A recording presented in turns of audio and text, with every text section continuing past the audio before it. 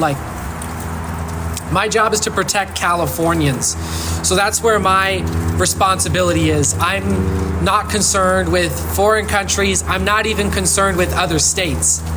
I'm just concerned with California and Californians only. And what I mean by that is that I care about Californians, the people, above profit, above self-gain. And I also care about California, the land, as well. Meaning the water, animals. I also want California to be like a beautiful place to live. So it's not just, it's about like really having a nice place to live, which is, which we have a lot of potential. I think California has the most potential for an increase in the standard of living compared to anywhere else in the world. And what I mean by that is that we have so much money. Our GDP per capita is higher than anywhere else in the world. But you wouldn't know it if you're driving around San Francisco, Los Angeles, many of these other places. You wouldn't know how wealthy we are. The cars, maybe. But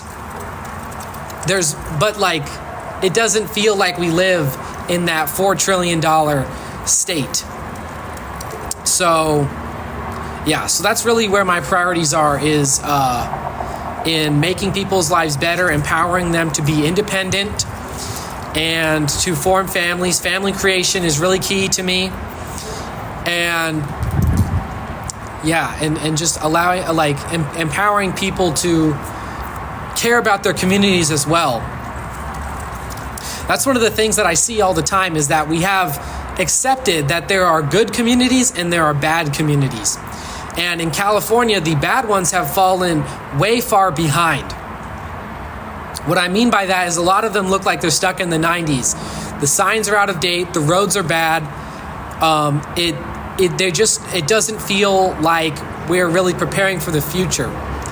And this is a problem in the United States as a whole, which is that we have been transitioning towards a service economy. And Nick talks about this as a lot as well, where when 50% of our jobs are service jobs, we're not making anything. Those people who work in those service industries, their jobs are not stable. And if they lose their job, it's difficult for them to get another one that's going to pay a livable wage. So that's why I care a lot about education and about reskilling workers as well. And I think that concept of reskilling, about training workers to do the jobs of the future. And this is going to become really important as AI takes a shot at certain industries. So yeah, so these are just some of the things I'm thinking about, because I'm very forward thinking, and I'm competent to have these discussions. Oh yeah, let's see. Oh yeah, meet up at a Starbucks. Yeah, potentially. Yeah, I have live events. So if you want to meet me at an event, I announce most of the events that I'm going to be at. So if you want to meet me at an event, that would be good. And then once you meet me at the event, then we can chat afterwards. But yeah, so yeah, the first event that I have is going to be on, I think it's on April 20. It's either April 28th or April 26th. The Freedom Angels, which is like a Californian women's, Republican women's group. I'm going to be joining Leave Northridge, which is in Southern California. Where am I from? So I was born and raised in Gilroy, and then I moved up to Oregon for school, high school and college, and then came back down here afterwards.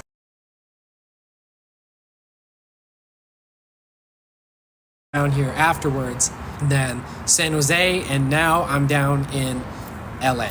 So yeah, win this for the Groifs. Yeah, thank you. Thanks for buying the t-shirt.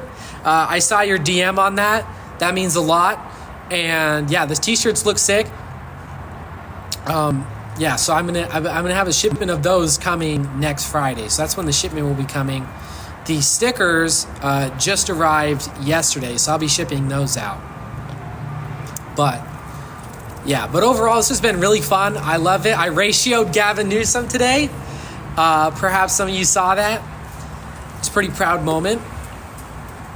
And yeah, I think a lot of it is just that I'm more connected than Gavin Newsom is, because he's a family guy. And this is what I say about him all the time. Gavin Newsom is a great father, but just not a great governor. And one of the things that some people might try to use against me, but I think is a strength personally, is the fact that I don't have like a wife and kids right now. This means that I can connect with the people, that I can stay up late, I can wake up early, I can go to all these events, I can do all these things with no excuses. Versus if I had a wife and kids, that would slow me down. I would need to take care of her, I would need to take care of the kids, I would need to go to their events. If not, then I would not be being a good father or a good husband. So this is why I feel like I'm in the unique position to really do a lot for Californians and really empower the people of the state for us to really launch into the future in ways in which someone who has a family or maybe even grandkids wouldn't be able to do that, if that makes sense. And I think most people would agree on that, but it's just one of those things that you need to prove through action. Just because you don't have a wife and kids doesn't mean that you're going to be any more efficient. So I have to prove it. I have a lot of hard work to do. And he says, "Why are you hating, bro?" I don't know who's hating or whatever. But overall, I'll talk about the video that blew up, because that's where a lot of people came from. Or if you've been following along, this is a major stepping stone. 3 million views on that. So overall, I said it because at the day before, I was hanging out with Kai, and I went to his event, and he was talking a lot about immigration in general. And he was talking about this concept of splitting up families, of which, I am of the belief of deport the families together, don't separate them, absolutely. But I was thinking about it from a men versus women standpoint, because I have no problems deporting all men. I know that many politicians, they like to be politically correct and say violent criminals. In my opinion, if you're here undocumented and you didn't enter through the legal means, then you signed up to be deported. Now, if you're a man, you're going back immediately. But if you're a woman, I see that as an opportunity, because I really want the men of California to have options.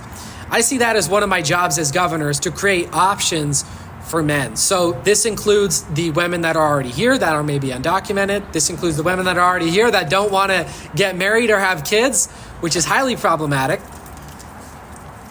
And then also, I am open to Northern European immigration, because it is true that I do care about white people, and I want to bring white people here. I want to take care of the white people that we have here already up in Redding. And this is how I help white people, is they need the Catholic Church, Jesus Christ, religion, morals.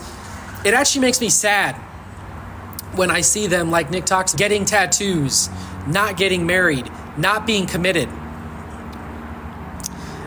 This is more damaging to white people, white culture, than anything else.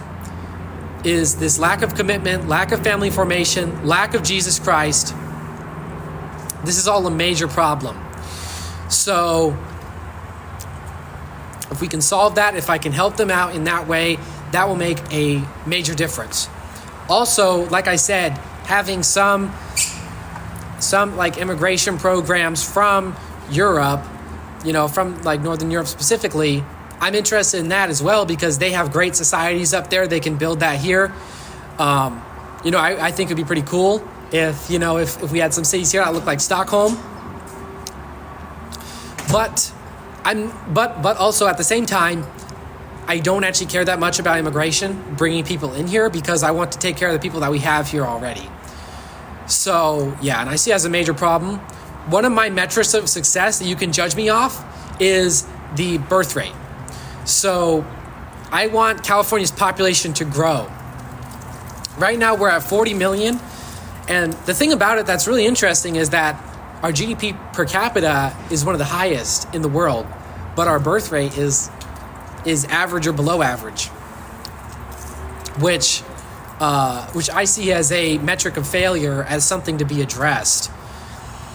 Yeah, and like I said, in many ways, California has more potential than anywhere else in the world, and I'm going to maximize on it. I'm going to travel everywhere. I'm going to get people energized, excited about California. You wouldn't believe the amount of people that have told me that they would move to California if I became governor, because I'm an energetic governor that can connect with the people, and that people know I will do my best. And, when I talk about, I've thought about it since the beginning, which is like, with everything that I'm doing and saying, if I go out like JFK, that's perfectly fine. I want to succeed. I don't want to die. But I do want to make that major change, and really set not just California, but the United States on the right track, and inspire other patriots to run as well. Because this is the thing, is that Gen Z, Republicans, right-wingers in general, those that have Catholic values, Jesus Christ in their heart, and that are patriotic about making our land better and providing jobs for real human beings above profit, these are the people that need to be running.